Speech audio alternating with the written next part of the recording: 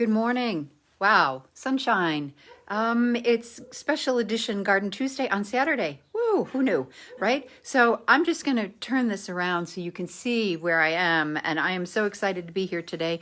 I am at Crown Hill Farm, which is an independent, it's not, how do you describe the farm as how you grow? It's not organic. Mindfully grown. Mindfully grown. So it's a farm where the owner, Missy DuMars, raises vegetables and flowers in a mindful way. So it's mindfully grown, as she just explained it. But I'm going to turn this around because I'm back home. I lived here in this property for more of my life than in any other place. And I'm in the greenhouse today, which was always it was an ongoing challenge, and I'm sure Missy will continue to tell us that. Yeah, but I'm going to turn it around because this sunshine you see beating over my head is so beautiful. I mean, and Missy's got pretty blue lights up here, but we are in the greenhouse at Crown Hill. So if you've never been here, this is the greenhouse, and we're going to let Missy tell us. I'm just going to give you a quick look around, but she'll give us a quicker tour before we go outside and see all the hard work that she does through the winter into the spring. But yeah, here we are, lots of plants, and here we are with Missy. Good morning. Good morning. So thank you. Wait, I'm making sure I have my volume up. There we go. Okay. So ladies and gentlemen who are with us today, this is Missy DuMars. She is the current mistress of the manor, so to speak. I like that title. Let's go with it. But Missy, you have taken this farm to a whole new level from when I lived here, and it's back, I would imagine, to what it was when it was built in the 1860s of being an operational farm.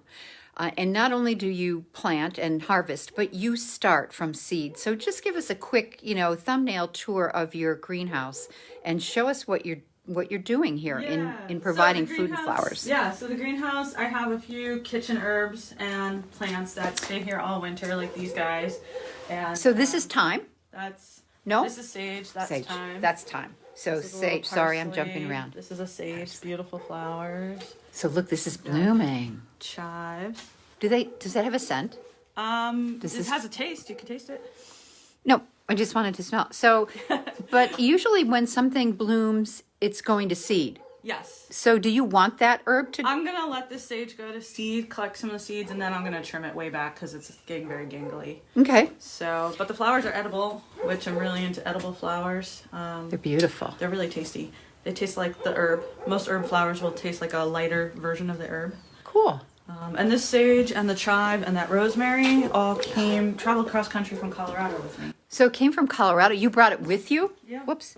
Oh, this is I'm sorry. I'm going to go in. Smell that. Rosemary is like my favorite herb. That's beautiful. Yeah. Okay, so I'm going to come back around so you can Yeah, so in the greenhouse, I have the more cool weather starts.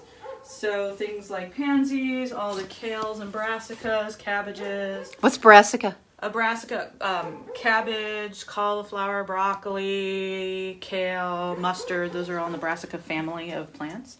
These are all pansies. So cooler weather stuff in this greenhouse because it's cold. It's cold. It does get heat. It does get solar energy. It does have its own zone on the heating system and a thermostat. So it never really gets that far below 50 degrees, even in the dead of winter, because that's where I keep it set, which is a great gift to have. It is a great gift. Can you tell us a little bit? So for me, on the next two rows over, it looks like Tupperware. This? Right? Yeah. So let's tell people what you're doing here. So these are newer seedlings that we just started. You can see them starting to pop up. This is a cabbage. And there's a few reasons why I keep the lid on. It keeps a little extra warmth because right when a seed is germinating, you want it a little warmer, even if it's a cool weather crop. And also it keeps chipmunks and things out that are in this greenhouse sometimes. And it keeps some of the moisture in, so I don't have to worry about watering it as often when it has the lid on it. So it just it makes like a mini greenhouse in the greenhouse. So let's go back a minute because I can totally relate to the last statement you made about the chipmunks. When you live on a farm where the house and the structure is, almost getting close to, it's 180, it's getting close to 200 years old, there's no way, well, I suppose there is, but you share your property with the creatures. Wildlife. Yes. Right. So when I used to start seeds in here, my challenge was, the chipmunks would just come in and eat them all up before. The fava beans, which are over there. The Yeah. first year I did fava beans, 3 rounds. The chipmunks went in and pulled every big bean out, like overnight. Right. So I have taller lids that I put on those now that are taller for the bigger plants, and but that was my lesson on chipmunks in the greenhouse. So you have to keep things covered until they're to what point? Like when can you uncover them? This year the chipmunks don't seem that bad, so sometimes I'll uncover during the day and then recover them overnight because that's when they're really gonna do their damage. But so far these have been fine. I kind of keep an eye out. If I start to see like dug out holes in the trays, then I'll cover them again. But it's better to keep them off because the plants will acclimate to the cooler temperatures. Right. We are going to go outside to your gardens.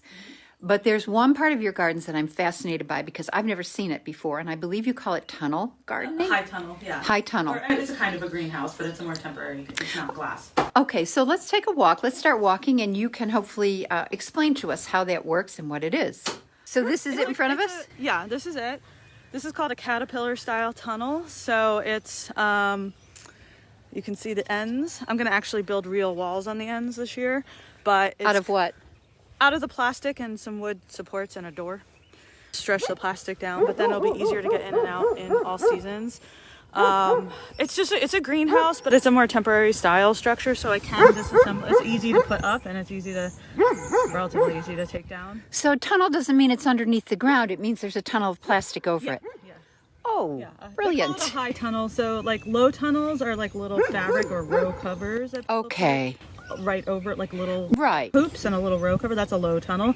This is more what they call a high tunnel, because you can walk into it and stand it in. So can we have a peek? Yes. Okay, good. Thanks. Wow, it's nice and warm in here. It is, Toasty. We can check the thermostat. It's digital, but You can see 86 degrees. And I lost my ability to read the humidity. So, like this row here, this big green bushy row, those are actually carrots we planted in the fall. So they're getting close to ready now. So that means like I have carrots now, whereas usually before the tunnel I would be planting seeds now and have carrots in a couple months. Now I have produce sooner. Just to clarify from, my terminologies, these are raised garden beds that they're in? Yeah, a lot of people in the tunnel don't do box beds like this, but because the ground underneath was so littered with blocks of cement and giant rocks, you have to build, like if you can't dig down and vegetables can't reach roots down, then you have to go up. So this tunnel has box beds. The other tunnel that I'm building for this spring, because I have two, is not going to have box beds because the soil over there, I've been working on it. And there's natural ways to work on the soil and break it up. Here in Eden, in general, most farmers know that it's very clay. So the soil is very hard. And so late summer, I planted what's called tillage radishes, which are basically a kind of daikon radish. And those roots are really, really strong, and they'll actually break up the clay a little bit. Do the work for you. Yeah, they do the work for you. So I did that, and then I will use what's called a broad fork, which also pierces holes in the soil without turning it. So I'm a no-till farm, which means I have no machinery, I have no tillers, I don't till or turn soil every year, which your big farms are going to do mostly. We use tools like a broad fork. And a broad fork is like a big fork, and you stick it in and then you pull it out. You stick it in and pull it out. It's a really good gym workout. I actually really like it. You use your whole body, you actually stick it in and you stand on it and press it all the way into the clay. Then you step off and you pull it back and pull it out. And so that aerates the soil without ruining the ecosystem in the soil, because the ecosystem, the mycelium, the worms, the bugs, everything actually helps your plants grow really healthy and strong and take up nutrients better. And so I choose to do things that actually tend the soil and don't just turn it over. And so then I don't need as many fertilizers and I don't need as much additives and other things. I plant every year and turn the soil over and put my plant in, and then you're saying that's destructive? Yeah. There's actually, and more studies are coming out that there's actually a whole network of microfungi, or they call it mycorrhizal fungi. I can never say the word right. But like fungi and all kinds of things that help the roots take up nutrients of your plants. And also, every time you turn the soil, then you're upturning more weed seed that might be buried deep enough to not germinate. You're destroying, worm habitat. You're destroying like all the things that that actually help plants grow healthier. Wow. And so a lot of us smaller farms do what's called no-till or low-till. You know, like I tilled the land the very first time to break ground because it was grass, you know, a thatch of grass. But besides that, I don't till. I do as much as I can to not disturb the soil. Obviously, I'm going to dig a little hole. I'm going to plant the plant. But besides that, the overall bed, I'm not going to. So then as the roots Spread grow, out. reach out. Peggy Gunther has just said good morning. Good morning, Peggy. Peggy's helped us harvest garlic. And let's talk about that a little bit. You have engaged our community and encouraged them to come out and be part of Crown Hill Farm. Tell us a little bit about how that works and why you did it. Well, I'm a solo farmer. I can't do it all myself for starters. And I think it's fun and good for people to be engaged with their food and touch the soil. It's, you know, there's so much that shows how therapeutic it is to be in your garden and, you know, to know where your food comes from. And I feel like I say I'm growing community first, soil second, and plants third here. So I really want to create a sense of community and a place that people feel like they can come. And did you come here with that inspiration, or has this farm inspired you in any way in the way you're doing it?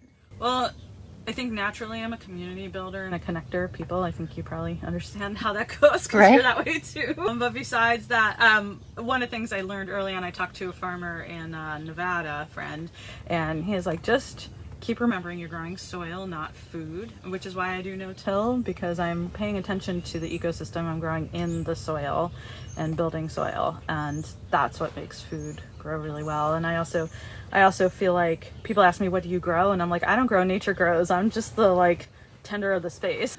Okay, so I'm just going to turn around while we talk. Let's head over towards the chicks here. Yep. Are you capable of growing enough produce on this farm to sustain yourself? Oh, yes.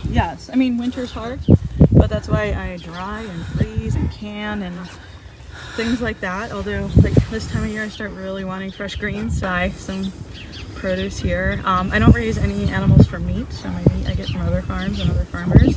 But and I don't have maple syrup or honey or those things yet.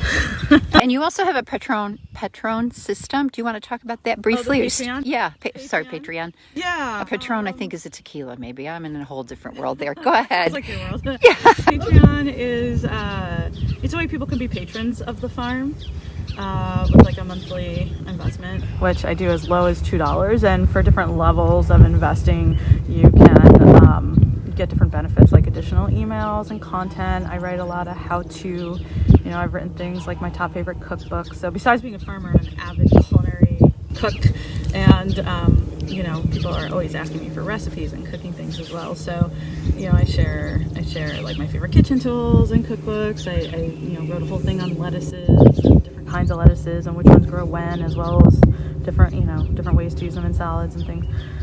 So there's a lot of additional content if you invest at certain levels. So you are originally from New Jersey and came here from Colorado. Through a lot of other places in between, yes. How are you finding the Western New York community? Have you found that farming is a tight community? Western New York is pretty friendly, but nonetheless starting fresh. I mean, 5 years is usually the benchmark when you feel like you've made a connection. How do you feel? It's a mixture. You know, people who've been farming a long time have really strong opinions on how to farm and what to do and not to do. And, you know, they laugh at me a lot and roll their eyes at me a lot. And you're okay with that? And I'm okay with that because the truth is, like, what I bring is business know-how. So that part... That's your background? That's my background, yeah. So that part, a lot of farmers, especially smaller scale, are like, wow, how do you do that? You know, I was told, the first year I was told, like, I'll never get away with charging $6 a dozen eggs, and I seem to sell out of my eggs all the time. So, you know, I just believe in myself. But overall, I mostly work with chefs and, you know, my share boxes. So I've met so many food makers and food purveyors and whatnot. So it's just been a really big community of support, and anything I've needed, I've been able to find. Oh, look, company. Well, Missy, we appreciate your time this morning. We wish you the best of luck in this year's growing season. and we'll come back and visit and see how you're doing. Actually, things growing outside. Yeah, but this was good because people, you want people to be connected to their food. I think people want to be connected to their food, but they don't know where and how. So today, that's what this is about. And on Tuesdays, for 10 minutes every day, we're going to do some Back to Heart and Soul Garden Tuesdays. I'll start my seeds, and we'll go through the process again, because last year I know people started gardens because we did that. And I think that there's something not only fun about it, it's something very vital about reconnecting, as you've explained so beautifully today. So thanks, Missy, and best of luck this year.